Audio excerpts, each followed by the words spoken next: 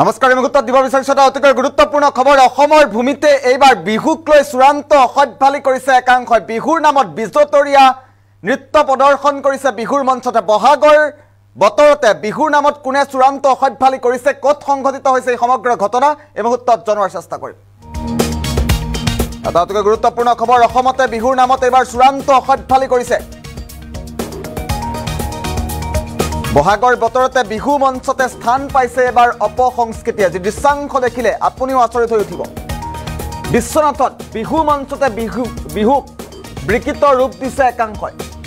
আমাৰ হাতত দৃশ্যাংশ আছে আমি পৰৱৰ্তী পৰ্যায়ত দৃশ্যাংশ দেখুৱাৰ চেষ্টা কৰিম বিহু মঞ্চতে অদ্ভুত নৃত্য প্ৰদৰ্শন কৰিছে একাংশই আৰু বিশ্বনাথত সংঘটিত হৈছে এই চাঞ্চল্যকৰ কাণ্ডটো বিশ্বনাথৰ ঐতিহ্যমণ্ডিত কমলাকান্ত ক্ষেত্ৰত এই কাণ্ড সংঘটিত হৈছে অসমতে বিহুৰ নামত কিদৰে চূড়ান্ত অসভ্যালি কৰাত নামিছে একাংশ দৃশ্যাংশটো এই মুহূৰ্তত দেখুৱাৰ চেষ্টা কৰিম কিদৰে বিজতৰীয়াৰ ৰূপ দিছে বিহুক দৃশ্যাংশ চাওক আৰু এই বিশ্বনাথৰ দৃশ্যাংশ এই মুহূৰ্তত দেখুৱাইছো অসমতে বিহুৰ নামত কিদৰে চূড়ান্ত অসভ্যালি কৰিছে একাংশই এয়া বিহু নৃত্য প্ৰদৰ্শন কৰিছে বিহুৰ মঞ্চত বহাগী উৎসৱত এইদৰেই কমলাকান্ত ঐতিহ্যমণ্ডিত ক্ষেত্ৰত এয়া বিহু কি ৰূপ দিছে একাংশই দৃশ্যাংশটো চাওক এবাৰ বিশ্বনাথৰ দৃশ্যাংশ বিশ্বনাথত এইদৰেই চূড়ান্ত অসভ্যালি অভদ্ৰামী কৰাত নামিছে একাংশ লোক আৰু তাৰ পাছতে ৰাজ্যজুৰি তীব্ৰ প্ৰতিক্ৰিয়াৰ সৃষ্টি হৈছে আমি এম্বিয়েন্সৰ সহায়ত দেখুৱাৰ চেষ্টা কৰিম তাৰ পিছত কেনেধৰণৰ প্ৰতিক্ৰিয়া ব্যক্ত কৰিছে আয়োজক সমিতি কিদৰে উভতি ধৰিছে স্থানীয় ৰাইজে বীৰ লাচিত সেনাগৈ উপস্থিত হৈছে ঘটনাস্থলীত আমি এম্বিয়েন্স দিছো এই মুহূৰ্তত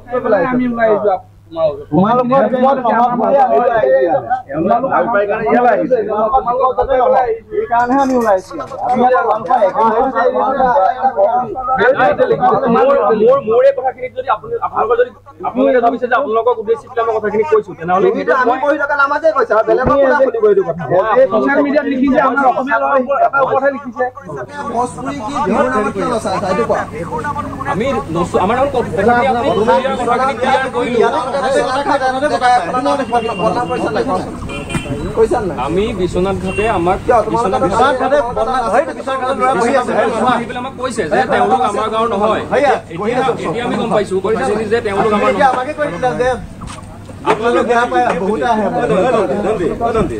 বিশ্বনাথৰ দৃশ্যাংশ এই মুহূৰ্তত দেখুৱাইছো বিশ্বনাথত সমগ্ৰ ঘটনাৰ পাছতে বীৰ লাচিত সেনাগৈ উপস্থিত হৈছে ৰাজ্যজুৰি তীব্ৰ প্ৰতিক্ৰিয়াৰ সৃষ্টি হৈছে বাওঁহাতৰ স্ক্ৰীনখনত আমি দেখুৱাই আছো বিহুৰ নামত কিদৰে চূড়ান্ত অসভ্যালি কৰিছে একাংশই মন্তব্য আছে সমগ্ৰ ঘটনাৰ পাছতে প্ৰতিক্ৰিয়া প্ৰকাশ কৰিছে বিভিন্নজনে মন্তব্য শুনাইছো এই মুহূৰ্তত হয় প্ৰথমে আজি এই আপোনালোকৰ এই সাংবাদিকৰ জৰিয়তে জনাব বিচাৰোঁ যে এই অনুষ্ঠানটো বৰ ভাল এটা অনুষ্ঠান ইয়াত পাতিছিলে আৰু এই অনুষ্ঠানটো দীৰ্ঘজীৱী মই আশা কৰোঁ দ্বিতীয়তে হ'ল যি বিশ্বনাথ ঘাটৰ নামটো উল্লেখ কৰিলে এতিয়া বিশ্বনাথ ঘাট আমাৰ শ্ৰেষ্ঠ পৰ্যটক নগৰী গুপ্তকাশী বিশ্বনাথ ঘাট আৰু সেই বিশ্বনাথ ঘাটৰ পৰা মানে এনেকুৱা এজন ব্যংগ নৃত্য কৰা মানে যুৱক যে আমাৰ তাত আছে আমি কেতিয়াও মানি ল'ব নোৱাৰোঁ তেখেত আমাৰ নহয়ো আৰু যেতিয়া আমি এই নিউজটো যেতিয়া ভাইৰেল হ'ল তেতিয়া আমি দেখা পালোঁ যে সৰ্বনাশ সেইটোতো আমাৰ বিশ্বনাথৰ হ'বই নোৱাৰে আমি তেখেতৰ যেতিয়া আমি যোগাযোগ কৰিলে তেখেতক পোৱা নাই যিহেতু বিশ্বনাথৰ নহয় ঘাটৰ তাৰপিছত আমি কমিটিক আপত্তি কৰিলোঁ যে এইটো কেনেকৈ হ'ব পাৰে আৰু আপোনালোকে বিশ্বনাথ ঘাটৰ নামটো কিয় উল্লেখ কৰিলে তেখেতসকলে আমাক বহু কিবা কিবি দেখুৱালে কিন্তু তথ্য সহকাৰে তেখেতসকলে বিশ্বনাথ ঘাটৰ সেইজন যুৱক হয় বুলি আমাক ক'ব নোৱাৰিলে পৰৱৰ্তীত আমাৰ এই আলোচনা হ'ল হোৱাৰ পাছত তেখেতসকলে আমাক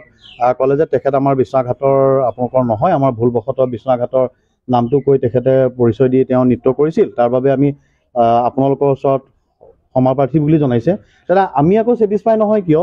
যে কমিটিখনে প্ৰথমে গোটেই অল অসম বা বিভিন্ন জেগাত চবেই গম পালে বিশ্বনাথ ঘাটৰ এজন ল'ৰাই নাচিছিল বুলি সেইটোক লৈ আমি অসুবিধা পাইছিলোঁ কাৰণ তেওঁ কোনোবা প্ৰেচিডেণ্টেই হওক বা সম্পাদকেই হওক আমাক যেতিয়া সুকীয়াকৈ ধৰক ক'ব যে ক্ষমা কৰি দিব বুলি আমিতো সুকীয়াকৈ মানি ল'ম কিন্তু বিশ্বনাথ ঘাটৰ ৰাইজে মানি ল'ব অলপতে আপোনালোকৰ আগত এই অনুষ্ঠানৰ